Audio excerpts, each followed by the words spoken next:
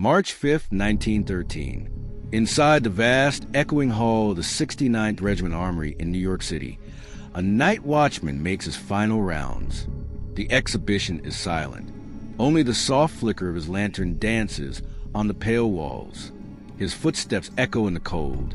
He rounds a corner toward the French section, then stops. One of the paintings is gone. No sound, no disturbance, just a vacant space where a canvas once hung. No broken frame, no evidence of theft, no alert. But it's not just one painting missing. Hours later, a second is reported gone, then a third. A theft has occurred at the very heart of America's first great modern art exhibition, and no one wants you to know about it. This wasn't just an art heist, it was an embarrassment, a scandal that threatened to destroy the credibility of the most daring cultural event the country had ever seen. So they buried it. They erased it from the headlines. But the crime was real.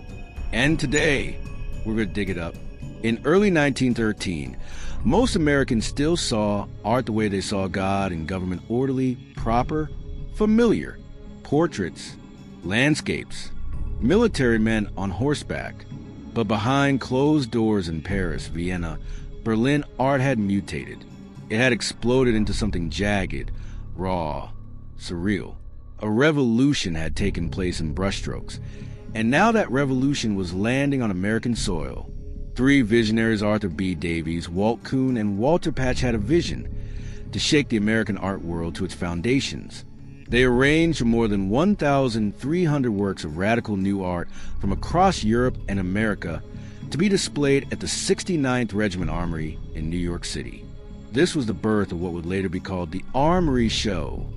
Names that now live in museums: Picasso, Matisse, Brancusi, Duchamp were unknown or reviled then.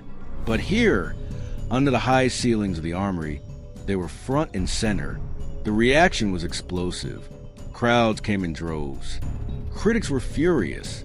The press called it ugly, insane, a crime against taste. The public was shocked. Children were pulled away from nude sculptures. Elderly visitors fainted in front of Cubist nightmares. But in the shadows of this chaos, someone else saw opportunity. The Armory was no museum. It was a military building, a storage space turned gallery. Its massive open hall was cold, cavernous, and never designed for security.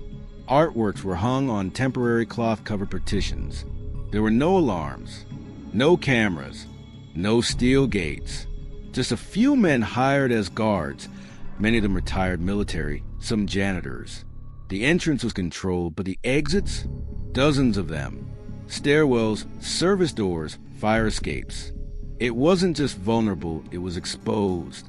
And as the days passed, small oddities began to add up. One night, a guard reported finding a sketchbook tossed behind a curtain, missing its pages. Another noted that the French section had been left unlocked for several hours during a staff shift change. No one paid much attention. After all, who would steal modern art? It wasn't worth much. At least, not to most Americans. But to someone, somewhere, it was worth everything. March 5th, 1913. The exhibit had been open for nearly a month. The crowd had thinned, but the buzz still hummed in the press.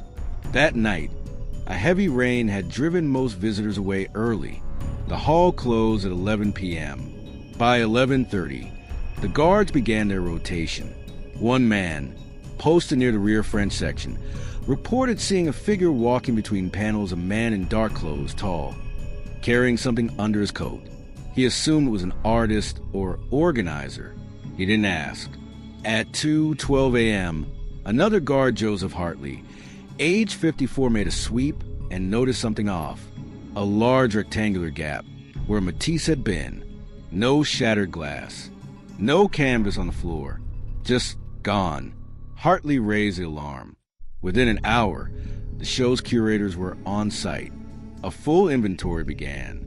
By dawn, the situation was worse. Not one, but 3 works were missing. Henri Matisse's Blue Nude, Constantine Brancusi's A Sleeping Muse, a lesser-known study by Marcel Duchamp, gone without a trace. The organizers were horrified. This wasn't just a crime, it was a reputational disaster. They weren't just borrowing paintings. Many had been shipped from private European collections under fragile agreements. Some had barely cleared customs. If the public found out, trust would be shattered. So a decision was made. They wouldn't report the theft to police. Not formally. They sent letters to the artists. Quiet letters, polite apologies. They offered to settle with insurance if possible. They claimed the works had been lost in transport. Internally, they launched a discreet investigation, interviews with staff. Quiet warnings, new locks. But by the time the show packed up and moved to Chicago weeks later, the story was erased. In every press release, every official document, the missing paintings were simply omitted from mention, as if they'd never existed. Once the show left New York and moved on to Chicago, the missing artworks were already a ghost story among insiders spoken of quietly in hotel lobbies, behind closed gallery doors. No public statement, no police file, no case. But in the vacuum of truth, theories began to grow. The simplest explanation: security was a joke. The space was vast, poorly lit, and constantly understaffed. Multiple witnesses noted that staff, many of them temporary hires, were allowed to come and go with little oversight. One man in particular, a handler named Victor Thorne, was quietly dismissed just days after the theft. He was never seen again. No address, no payroll trail, nothing. Some say he was fired for drinking on the job. Others claim he had been caught near the shipping crates, tampering with them after hours. But there's no record, only whispers. And then there's this. Thorne had previously worked at the docks in Le Havre, France. He knew exactly how the artwork had been packed, knew what to steal, and how to move it. This theory suggests the theft wasn't about chaos, it was about commission. Someone wealthy, someone powerful, someone who hated the idea of modern art being exposed to the American masses. A private buyer, possibly in Europe or South America, may have offered a silent bounty for pieces like Blue Nude or Sleeping Muse works never meant to be seen publicly again. Wealthy families at the time were known to display stolen or unregistered artwork in their private salons. There were even rumors of a secret estate in Buenos Aires, where guests swore they saw a lost Brancusi above a marble fireplace. No proof, no photo, just a legend. But these were legends that grew with time. Some believed the theft was not about profit, but protest. The Armory Show was ridiculed by traditionalists. Some saw it as an affront to Western values, to morality, to decency. Editorials called the exhibit degenerate, insulting, even dangerous. What if someone decided to fight back, take the art, destroy it, bury it? There were precedents in Europe. At the Salon d'Independence, a man had slashed a Fauvist painting with a knife. At a Berlin gallery, acid had been thrown on a Cubist canvas. Could someone in New York have done the same, only silently? An art assassin? To this day, no destroyed remains of the paintings have ever surfaced, which only raises more questions. In 1986, art historian Dr. Lauren Eckstein, a curator at the Smithsonian, uncovered a gap in the original Armory Show catalog. Two sequential inventory numbers, number 1348 and number 1349, were listed in early internal drafts of the exhibit's logistics records.